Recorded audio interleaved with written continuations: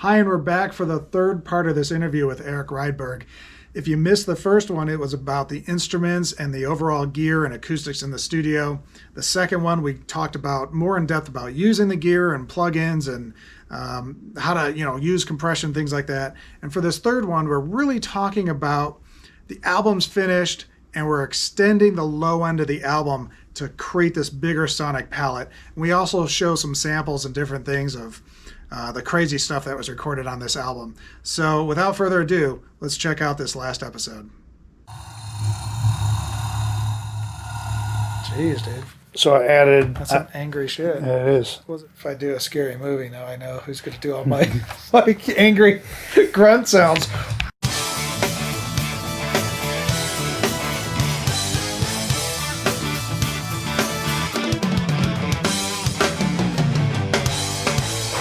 So what were some of the, I don't want to say trials and tribulations, but when you kind of look back, let's talk maybe more about growth. When you look back at some of your older albums and as you move forward into tracking Twilight's Cold, which is your latest album, obviously you have outboard gear now. You have, the Shelford, you got the ADL, you got the R&T, you got your little station over here, right, to do your thing. You got your remote. How did this album come about? Was it easier? Was it all just knowledge, or tell me a little bit of how did you get there? What happened, and was it easier? In previous efforts, every song was a stop and start. It was a stop and go. So I would write a song, and then you and I would go round and round with that song for several months until we were done. We thought we were done, and then I'd start on the next piece of material that I was going to do for the album. On this album, I was in that phase. I mean, everyone who's been in those shoes, who's trying to write music, knows what I'm talking about. Where you go for 2 months and you're just on it, right? You are puking stuff out left and right, putting it into the tape, thinking this is going to be great stuff. I need to get this done right now, right? And then all of a sudden you hit a block and you go, and you wait for a while, and it takes a month or two, and then all of a sudden you're right back on it and you're back into it.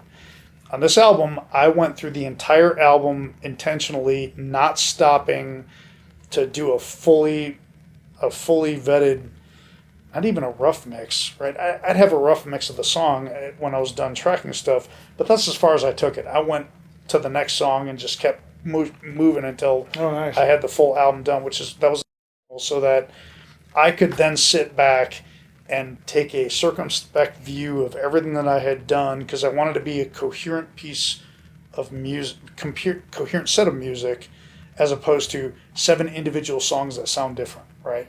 My last album, because this was the comment you and I made the other day, was before I started this album, Twilight's Cold, you recommended from a producer standpoint, you said, dude, sit down and map out what you want to do with this album.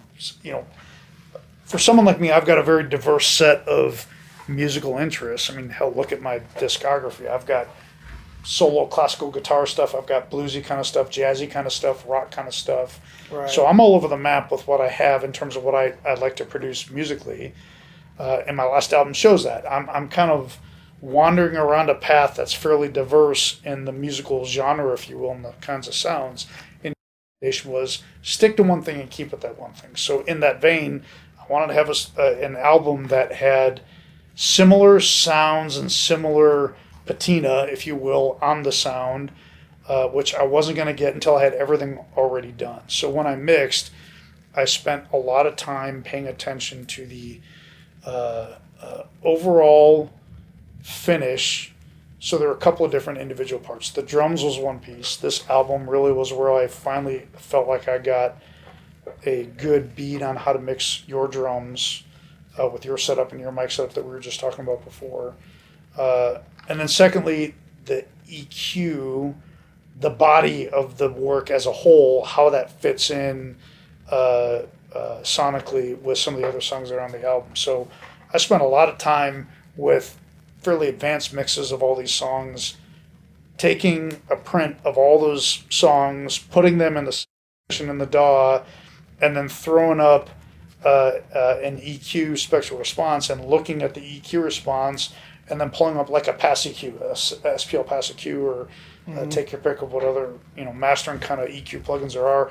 And I started turning some knobs to figure out which one needed air, which one didn't need air, which one needed less mud, right? That kind of stuff. And I feel like there's a more coherent sonic landscape with all those songs in this album than, I mean, we did had that on the last ones, but that was by working somewhat relentlessly with you to get to that point with some of those other previous albums. So well, and I remember at the when you were talking about even doing this album, I said it would be really cool because all the other albums you pretty much had I don't want to say they were mixed, but you had the whole arrangement, everything was kind of finished, and you're like, all right, let's put some drums on there, and that's cool in one sense, but then I don't have much choice to make anymore, and I'm kind of pigeonholed into the parts that I could put in.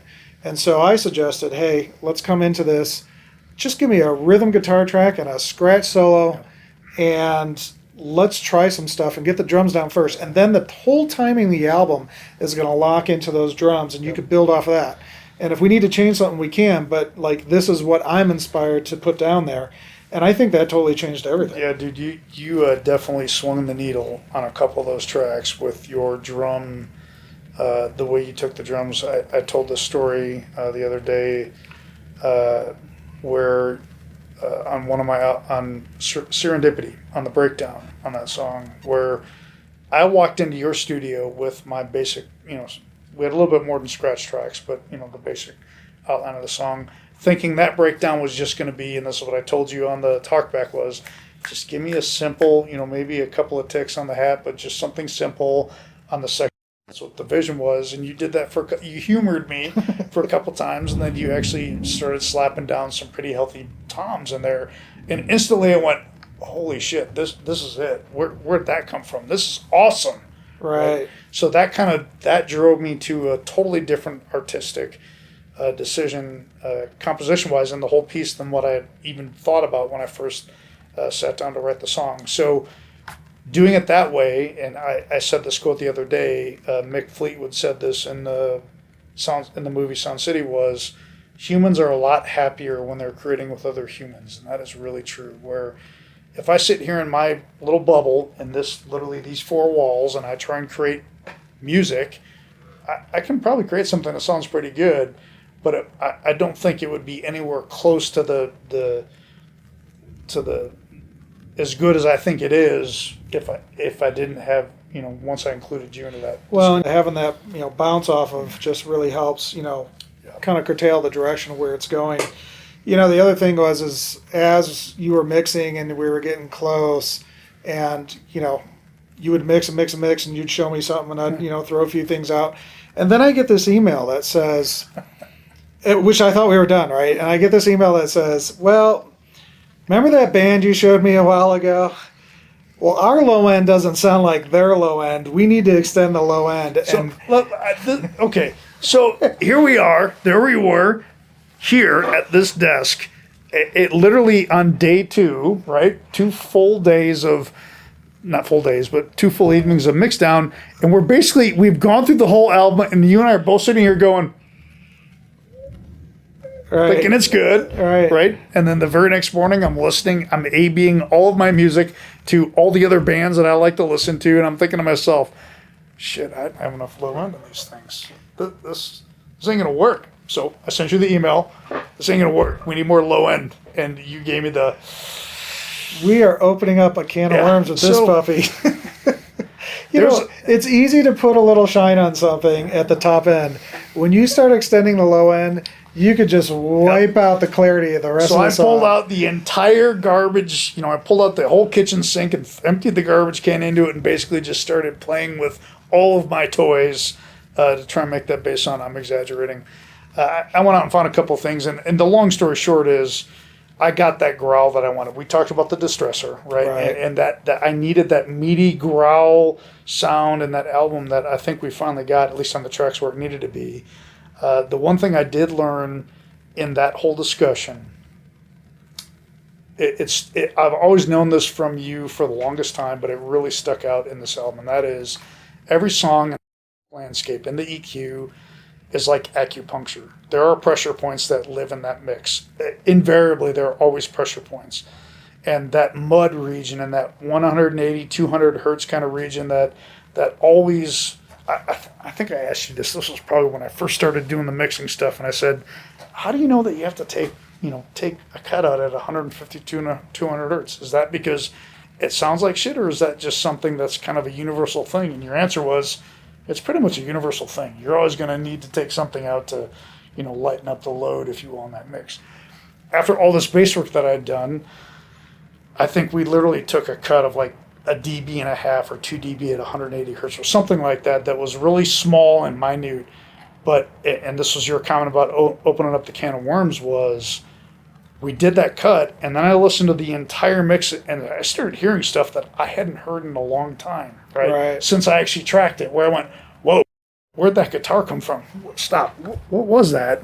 Right. Because stuff starts, it's like Lake Mead in Las Vegas, where the dead bodies are starting to poke through the top of the water because the water level's getting so low, right? right. So it was one of those where I had to go back and remix stuff, because things, just that tiny little change, caused this massive uncovering of sonic landscape that, I wouldn't say massive, but this uncovering of sonic landscape that was really significant. So even before that, had I not made that, dB and a half cut or 2 dB cut, I probably would have still been sitting at this board going, this sounds good. Right. This is good stuff. Right. So it's amazing that small difference can make the difference between what sounds good and what sounds really, really good. Yeah, and it was interesting, as we, that's one side of it, and then we were still extending that low end, and we had to go track by track and really try not to destroy the mix, right?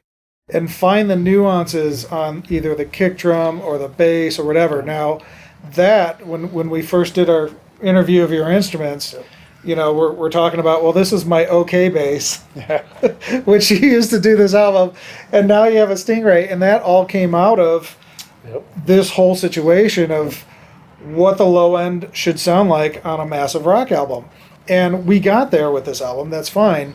But for the next album, a lot of work we got there. With a lot of work. And for the next album, we have something that is going to just be shining right from day one. And going to kick ass, and going to be punchy, and it's going to have the low end, and it's a B string, so now, what do you have it tuned to? C. So, this is now the right tool for the right job, and even if you just go DI with this thing, it's going to be phenomenal.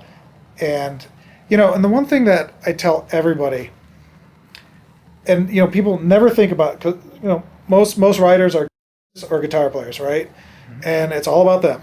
No offense to everybody, but it's all about them, right? But your number one instrument in the whole freaking world is bass. If the bass wants to play a Waiata part, it's a Waiata song. If it wants to play slap part, it's a slap funk song. If they want to play a 1-4-5, then it's a blues song. If they want to chug like Michael Anthony, then it's a rock song.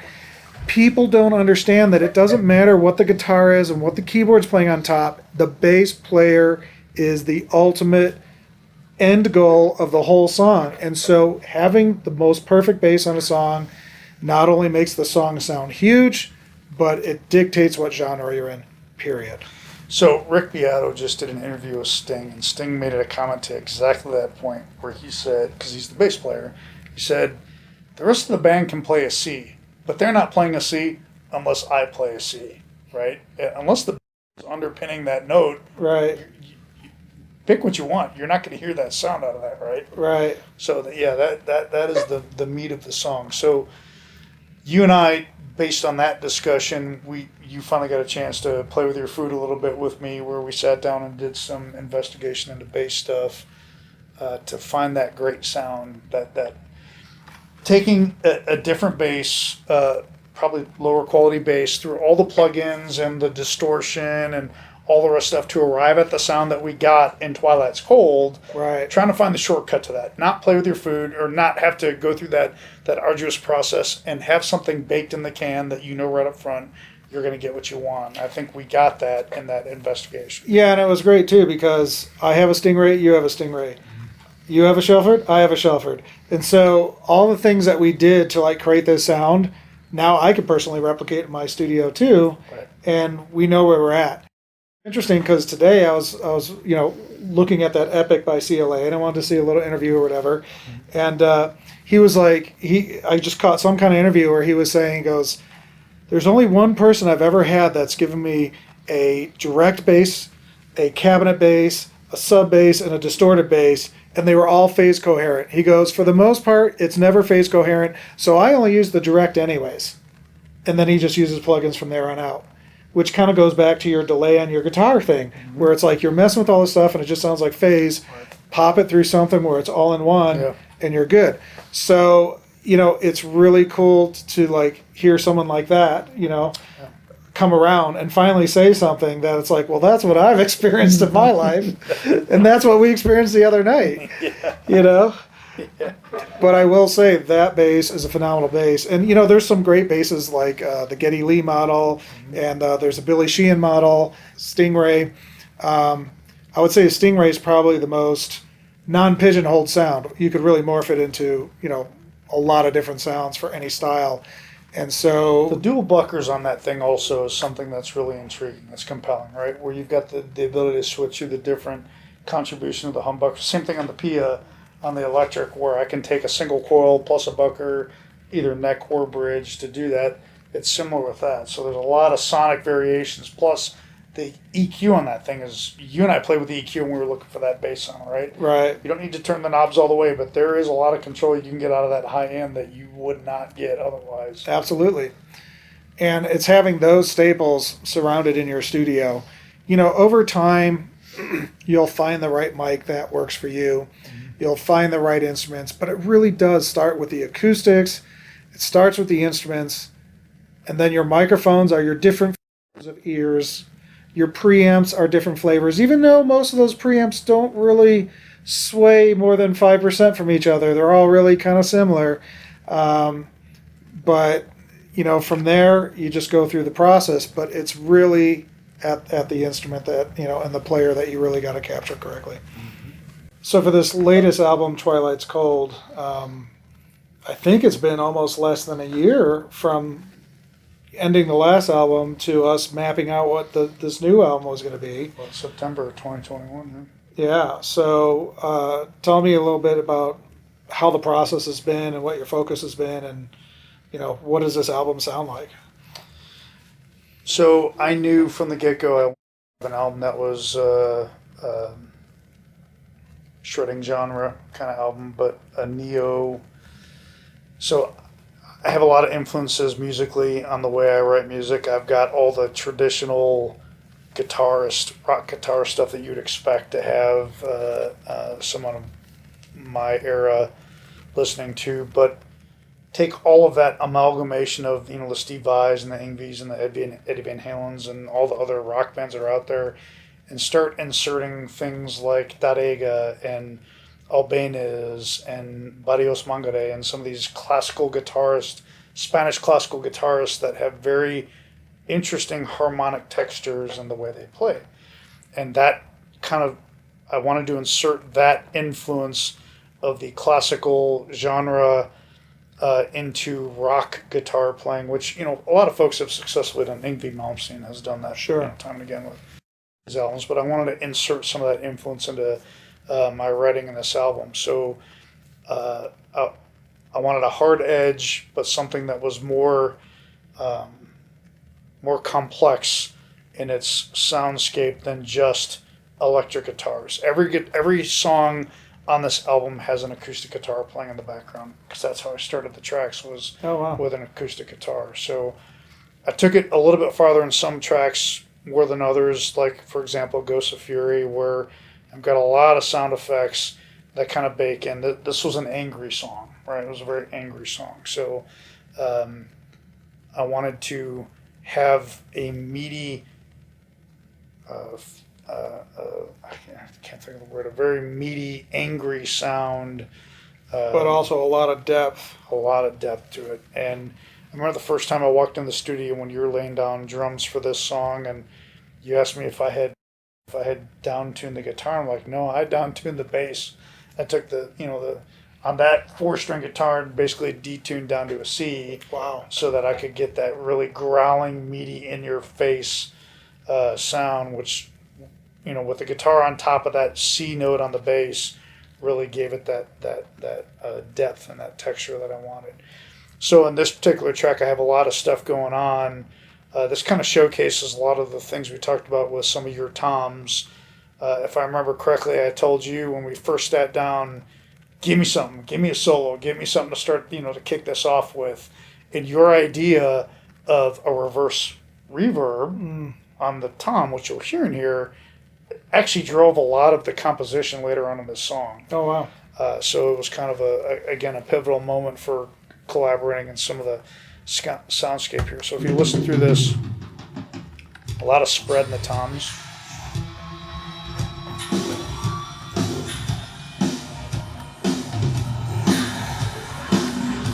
So a lot of stuff going on there. So I started out with some Vox effects.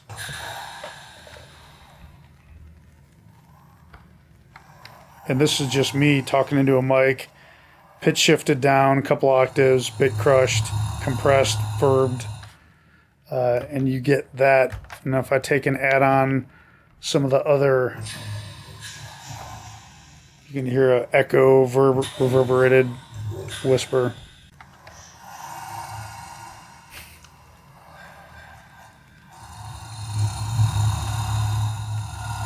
Jeez, dude. So I added. That's some angry shit. Yeah, it is. If I do a scary movie, now I know who's going to do all my angry grunt sounds. And then I have leaning up on the whammy bar on the guitar. Heavily verbed guitar in the background. So now I add in the rest of the sounds there. You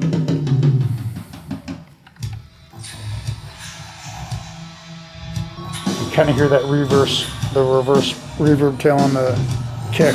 Yeah.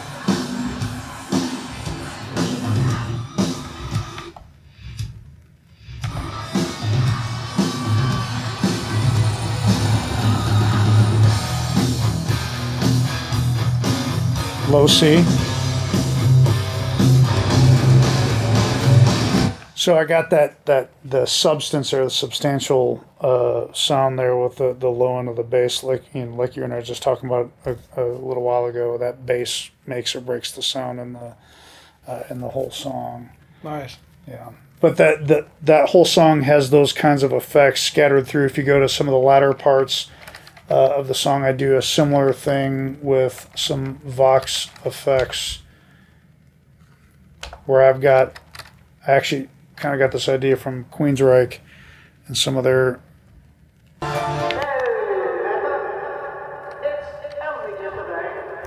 And that's just a pitch shifted up with some other effects thrown in there. And then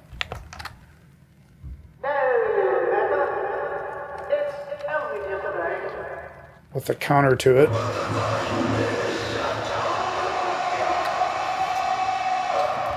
And that's screaming at the top of my lung into that condenser mic over there. I told you the RMT can pick up a lot of stuff, right? Right. So when you put that all together,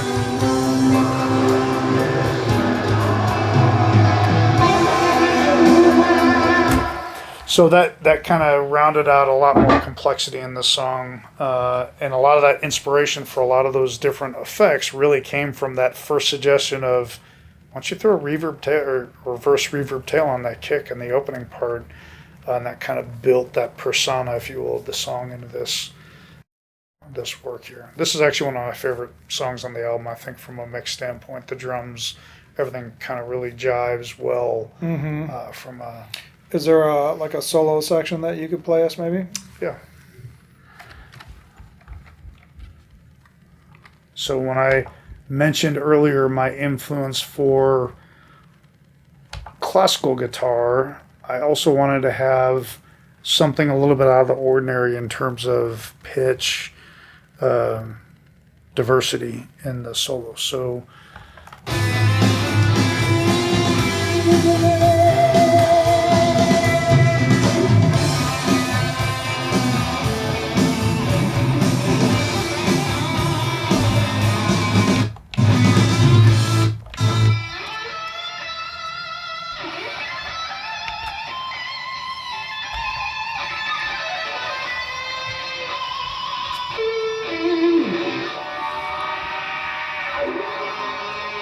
So some of the texturing on the guitars, what I did was I took a wah pedal, and as you can actually hear it right here at the end of this solo.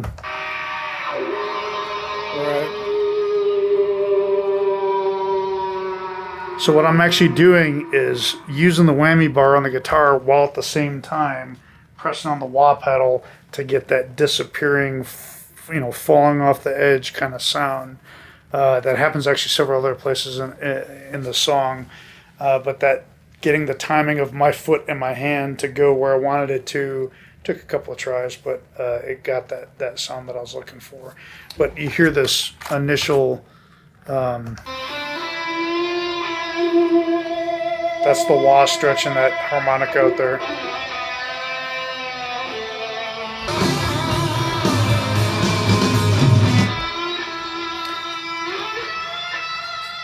And then, what's the one song that has some like classical in it? Yeah, Twilight's Cold. I think you've done a really good job at actually peppering in the different styles into these songs, so it's not just one flavor throughout. You got all these different almost genres of music coming together, but it is a rock album. Right. So I actually originally thought I was going to call this song Twilight's Cold, or Symphony of Twilight's Cold, because my intent was to make this a symphonic work, not just a guitar piece. So there is actually a full orchestra behind this song, and in doing so, I wanted to add some classical textures to it, which is what you were talking about with the tremolo. Fast forward here to where I've got. So I'm pulling in a full symphony with this is a standard classical guitarist technique, a tremolo technique, where you're picking triplets with your fingers and a bass note with your thumb.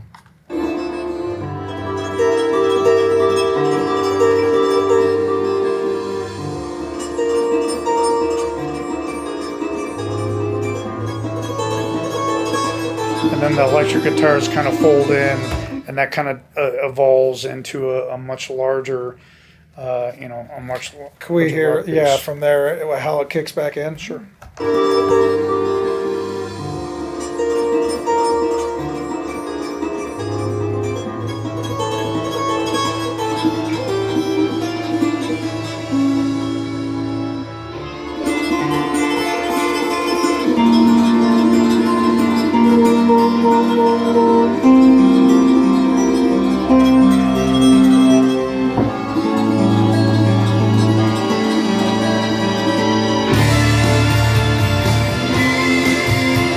So that kind of continues on in that genre. At the very end of the song, I wanted to, and I've done this on another one of my songs in one of my first albums that I released, where I add on, using that flamenco guitar, add on a flamenco ending of the same melody that's going on in the main piece of the music, which I do here.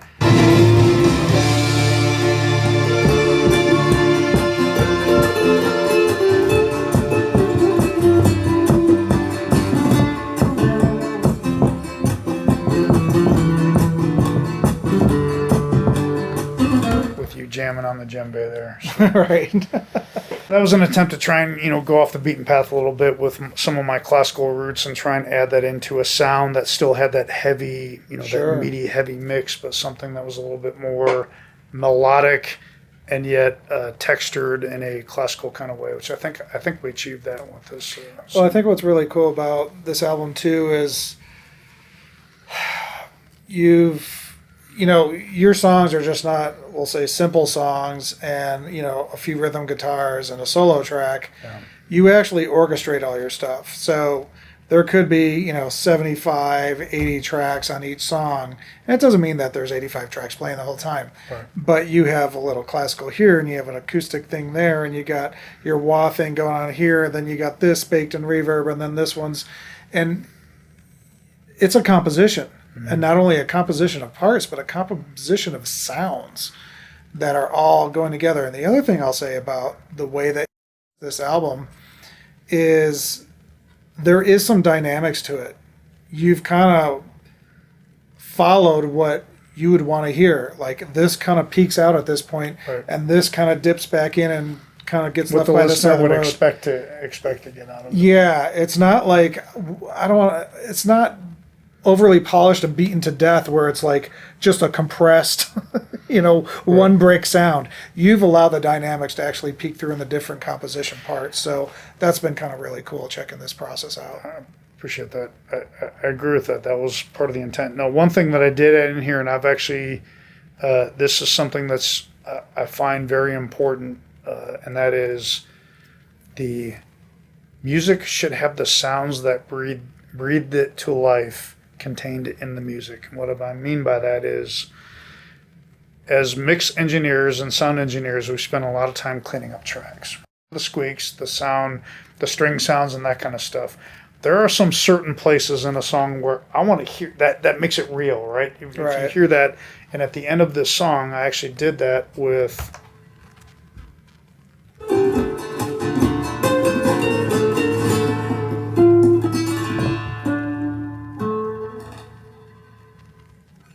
right there at the end, right? Having that realism of the sound, because now it's not just a polished thing that we give to someone. They actually hear what transpired on the neck board, on the neck of the guitar as those sounds are being made. And to me, that's actually one of the more important elements of recording.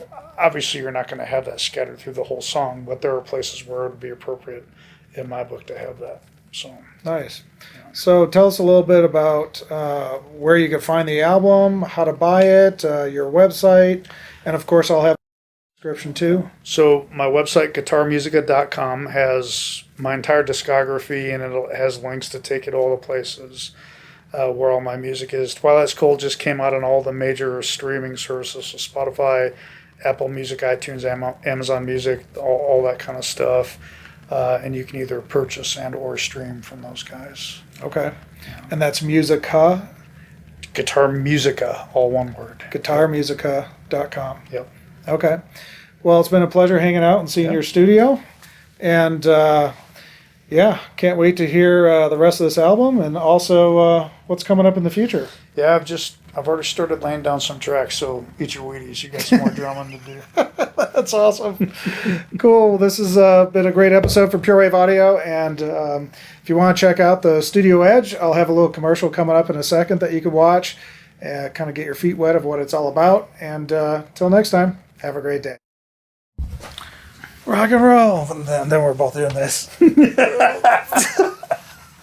Building on top of the first course, the Studio Edge Pro audio recording series called Studio Concepts, Gear, and the Physics of Sound, Jim Pavette's next course, Planning a Studio, demystifies the planning process and teaches you how to get your studio designed and built. You see how to define your goals, plan your budget, and zero in on your musical philosophy so that your new studio will be in sync with your vision. It will also teach you about acoustics, including absorption, diffusion, NRC ratings, and room modes.